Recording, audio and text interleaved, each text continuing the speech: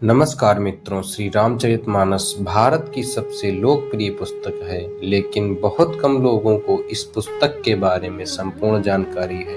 आज मैं आप सभी लोगों को इस वीडियो के माध्यम से गोस्वामी तुलसीदास जी द्वारा रचित श्री रामचरितमानस और आदि कवि महर्षि वाल्मीकि द्वारा रचित रामायण में क्या अंतर है, इसके बारे में बताऊंगा।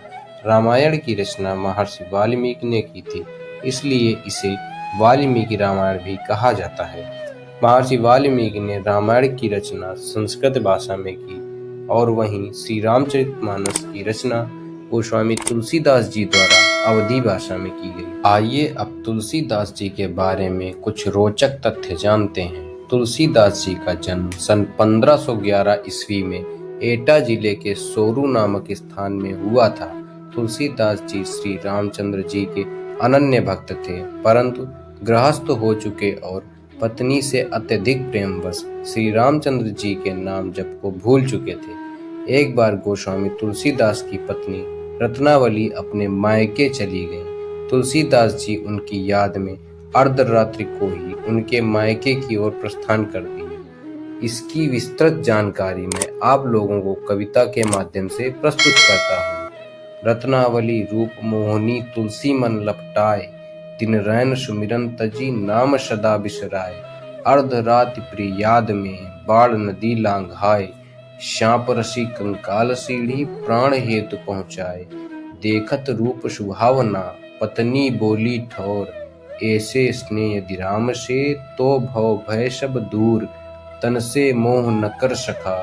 पत्नी रत्नावली के इन कटु वचनों को सुनकर गोस्वामी तुलसीदास ने वैराग्य ग्रहण कर लिया और श्री रामचंद्र जी की भक्ति में लग गए। तब उन्होंने सबसे लोकप्रिय पुस्तक श्री रामचरितमानस की रचना की। श्री रामचरितमानस एक महाकाव्य है। श्री रामचरितमानस को लिखने में गोस्वामी तुलसीदास जी द्वारा 2 वर्ष 7 माह और 23 दिन का समय लगा। इंटरनेट की जानकारी के माध्यम से श्री रामचरितमानस में लगभग 9,388 चौपाइयाँ, 1,172 दोहे, 87 सोरठे और 47 श्लोक तथा 208 छंद सम्मिलित हैं। मित्रों, श्री रामचरितमानस में 7 सोपान अर्थात कांड हैं और इन 7 कांडों के बारे में मैं आपको संक्षिप्त में विवरण दे रहा हूँ। प्रथम सोपान अर्थात कांड बाल कांड है। इसमें श्री रामचंद्र जी का जन्म, उनकी बाल लीला, विश्वामित्र संग वनगमन, ताड़का वध, अहिल्या उद्धार और सीता स्वयंवर सम्मिलित है। द्वितीय सोपान अर्थात कांड अयोध्या कांड, जिसमें माता कैकेयी के वरदान द्वारा श्री रामचंद्र जी का राज्याभिषेक रुकना, 14 वर्ष का वनवास होना, भरत का राम पादुका को गद्दी पर रखना।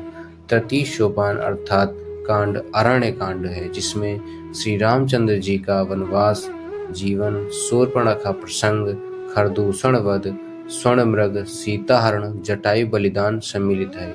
चतुर्थ सोपान अर्थात कांड किष्किंधा कांड है, जिसमें सुग्रीव से मित्रता, बाली वध, सुग्रीव को राज्य मिलना, माता सीता की खोज सम्मिलित है।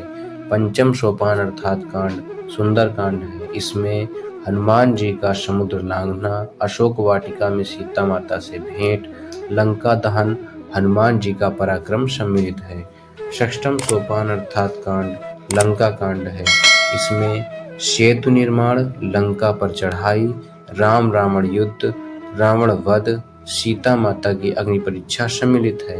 सप्तम सोपान अर्थात कांड उत्तर कांड है। इसमें विभीषण का राज्याभिषेक, राम राज्य, सीता का वनवास, लव कुश जन्म, श्री राम का सरयू में प्रवेश।